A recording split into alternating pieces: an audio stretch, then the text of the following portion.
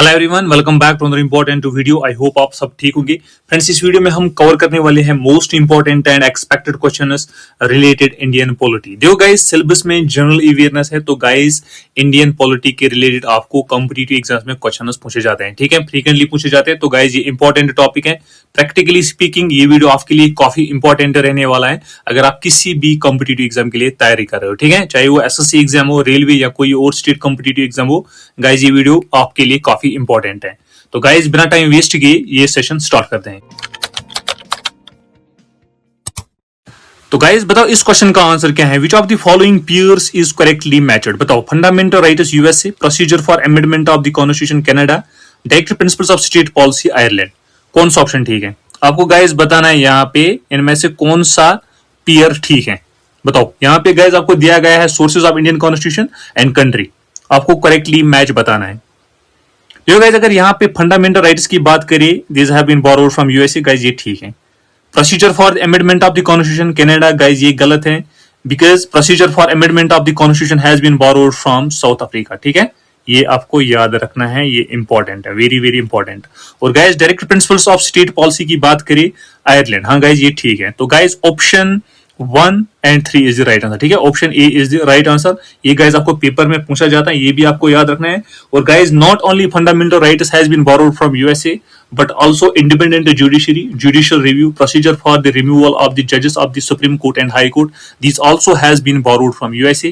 Guys ये आपको याद रखना है, ठीक है। और गाइज अगर यहाँ पे कनाडा की बात करें, federation with strong base, appointment of state governors and advisory jurisdiction of the Supreme Court has also been borrowed from the Canadian Constitution, ये आपको याद रखना है। और आयरलैंड की बात करें, यहाँ पे direct principles of state policy, the method of the presidential election, nominating members of the Rajya Sabha, these have been borrowed from the Ireland, ठीक है। आपको sources of the Indian constitution पे क्वेश्चंस पूछे जाते हैं। और गाइज मैंने एक सेपरेट वीडियो बनाया है sources of the Indian constitution पे। गाइज अगर आपने ये वीडियो नहीं देखा, लिंक डिस्क्रिप्शन में, आप गाइज ये वीडियो चेकआउट कर सकते हो, ठीक है। Sources of the Indian constitution important है, वेरी वेरी इंपॉर्टेंट, ठीक। चलो next. In the constitution of India, promotion of international peace and security is included in fundamental duties, direct principles of state policy, preamble of the constitution, fundamental rights. बताओ guys कौन सा option ठीक है? International peace and security, बताओ। The correct answer is option B, हाँ guys, direct principles of state policy. हाँ guys, under article 51, ठीक है, ये आपको याद रखना है, it promotes international peace and security, ठीक है। फंडामेंटल ड्यूटीज की बात करें, these are mentioned in part 4th of the Indian constitution, ठीक है, part 4th A of the Indian constitution, ये आपको याद रखना है। और गाइज अगर यहाँ पे फंडामेंटल राइट्स की बात करें, पार्ट 3rd, ठीक है, पार्ट्स भी गाइज आपको याद रखना है, ये इंपॉर्टेंट है, वेरी वेरी इंपॉर्टेंट, ठीक। चलो। Which non-constitutional body investigates corruption complaints against public servants? Finance Commission, Election Commission, Union Public Service Commission, Lokpal. बताओ। यहाँ पे गाइज आपको हिंट भी दिया गया है, नॉन कॉन्स्टिट्यूशनल आपको बताना है। देखो गाइज, अगर यहाँ पे फाइनेंस कमीशन की बात करें, गाइज ये कॉन्स्टिट्यूशनल बॉडी है, ठीक है। इलेक्शन कमीशन, गाइज ये भी कॉन्स्टिट्यूशनल बॉडी है। यूपीएससी, गाइज ये भी कॉन्स्टिट्यूशनल बॉडी है। लोकपाल कॉन्स्टिट्यूशनल बॉडी नहीं है, it is a non constitutional body which investigates corruption complaints against public servants, ठीक है। तो option D is the right answer, ठीक है, option D. Which of the following provisions of the act of 1858 are correct, ठीक है। बताओ। यहाँ पे गाइज पूछा गया है और करेक्ट, कौन से प्रोविजंस करेक्ट हैं regarding act of 1858? The administration of India and the union territories was transferred to the crown, guys ये ठीक है। The East India Company was abolished, guys ये भी ठीक है। The administration power of India was to be shared between East India Company and the crown of England, guys ये गलत है। तो गाइज ऑप्शन 3 यहाँ पे करेक्ट आंसर है, ठीक है, ऑप्शन 3। ये आपको याद रखना, ये इंपॉर्टेंट है, एक्ट्स के रिलेटेड गाइज क्वेश्चन पूछे जाते हैं, ठीक है, ये इंपॉर्टेंट है। चलो। The Government of India Act 1919 clearly defined. Again guys यहाँ पे एक्ट पूछा गया है, ठीक है, ये इंपॉर्टेंट है, पेपर में पूछा जाता है। बताओ। Government of India Act 1990 clearly defined the separation of power between the judiciary and the legislature, the powers of the Secretary of the State for India and the Viceroy, the jurisdiction of the central and the provisional governments, option D all of the above। कौन सा option ठीक है यहाँ पे? The correct answer is option 3, हाँ guys, the jurisdiction of the central and provisional governments, ठीक है, option 3 is the right answer, ये आपको याद रखना है, ठीक है, option 3। चलो next. Which of the following pairs is incorrectly matched. यहाँ पे गाइज आपको ध्यान रखना है, और गाइज एग्जाम्स में भी आपको ध्यान रखना है कि क्या पूछा गया है। यहाँ पे पूछा गया है इनकरेक्टली मैचड, ठीक है। यहाँ पे गाइज आपको एक्टर्स दिए गए, ठीक है, आपको बताना है इनमें से कौन सा पेयर इनकरेक्ट है। इनकरेक्ट बताओ, ऑप्शंस ध्यान से पढ़े और गाइज मुझे आंसर बताए। देखो guys, government of India act 1990 डयार की एबॉलिशन, गाइज ये गलत है। ऑप्शन 1 तो गलत है। Government of India act 1935 provisional autonomy, guys ये ठीक है। Minto Morley reforms separate electorates, ये भी गाइज ठीक है। हाँ, cabinet mission plan 1946 partition of India, guys ये गलत है। तो गाइज अब आप इजीली आंसर लगा सकते हो यहाँ पे कौन सा पेयर इनकरेक्ट है, ठीक है। तो इनकरेक्ट है गाइज 1 and 4, ठीक है। 1 and 4 और इनकरेक्ट पेयर्स, ठीक है। तो guys option B is the right answer, ठीक है। गाइज एग्जाम्स में ध्यान रखना है, ठीक है। आपको एग्जाम्स में क्वेश्चन ध्यान से पढ़ना है कि क्या पूछा गया है, इनकरेक्ट या करेक्ट, ठीक है। तो यहाँ पे इनकरेक्ट पूछा गया है, option B is the right answer, option B. The government of India act 1935 provide for the provisional autonomy, the establishment of federal court, all India federation at the centre. आपको यहां पे बताना है which of the following statements above are correct, ठीक है। बताओ कौन सा ऑप्शन ठीक है। Dear guys, the provisional autonomy, हाँ गाइज ये तो ठीक है, it is related to the Indian act 1935। And guys the establishment of federal court, guys ये गलत है। All India federation at the centre, guys ये ठीक है। तो guys option A is the right answer, 1 and 3, ठीक है, ऑप्शन ए। चलो, कंसिडर द फॉलोइंग स्टेटमेंट्स, बताओ कौन सा स्टेटमेंट इनमें से ठीक है। The objective resolution of the constitution assembly was moved by the Jawaharlal Nehru in 1946, guys ये ठीक है। The Rajendra Prasad was the president of the constituent assembly, guys ये भी ठीक है।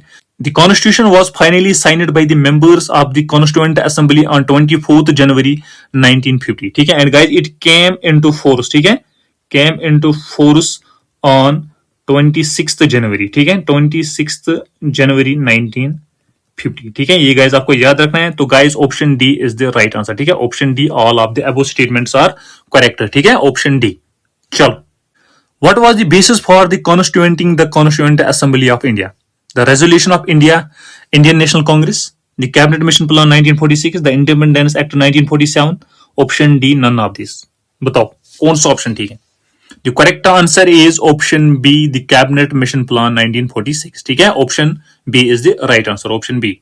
Which of the following fundamental rights are absolute rights without any restrictions? बताओ कौन सा ऑप्शन ठीक है। Article 14, article 17, article 18, article 24। देखो guys, article 17 and article 24 are absolute rights, ठीक है। तो गाइज ऑप्शन डी यहाँ पे करेक्ट आंसर है, ठीक है, option D. And guys article 17 की बात करें, it is related to untouchability, ठीक है, एबॉलिशन ऑफ अनटचेबिलिटी, ठीक है, एबॉलिशन ऑफ अनटचेबिलिटी। और गाइज आर्टिकल 24 किसके रिलेटेड है, ये आप मुझे कमेंट सेक्शन में बताओगे, ठीक है, आर्टिकल 24, ये आप मुझे कमेंट में बताना। चलो next, to uphold and protect the sovereignty, unity and integrity of India is a provision made in the fundamental duties, directive principles of state policy, preamble of the constitution, fundamental rights। बताओ बताओ guys, किस में ये mention किया गया है। to uphold and protect the sovereignty, unity and integrity of India। The correct answer is option A, fundamental duties। हाँ guys, option A, fundamental duties is the right answer। ये आपको याद रखना है। There are 11 fundamental rights, ठीक है। Earlier there were 10 in number, but the fundamental rights were increased to 11 by the 86th Constitutional Amendment Act 2002, ठीक है। तो ये आपको याद रखना है, ये इंपॉर्टेंट है, very very important. And guys, fundamental duties were incorporated in the constitution on the basis of the recommendation of the Sardar Swaran Singh committee. तो ये भी गाइज आपको याद रखना, ये पेपर में पूछा जाता है, ठीक है। और गाइज अगर आपको वीडियो अच्छा लग रहा है, वीडियो को लाइक कीजिएगा एंड चैनल को सब्सक्राइब, गाइज इससे हमें मोटिवेशन मिलती है आप तक बेस्ट से बेस्ट कंटेंट पहुंचाया जाए। तो guys please do like and subscribe the channel. Now coming back to the questions, a proclamation of national emergency automatically suspends right to freedom, all fundamental rights, no fundamental rights, article 17। कौन सा option ठीक है बताओ, ये paper में पूछा जाता है।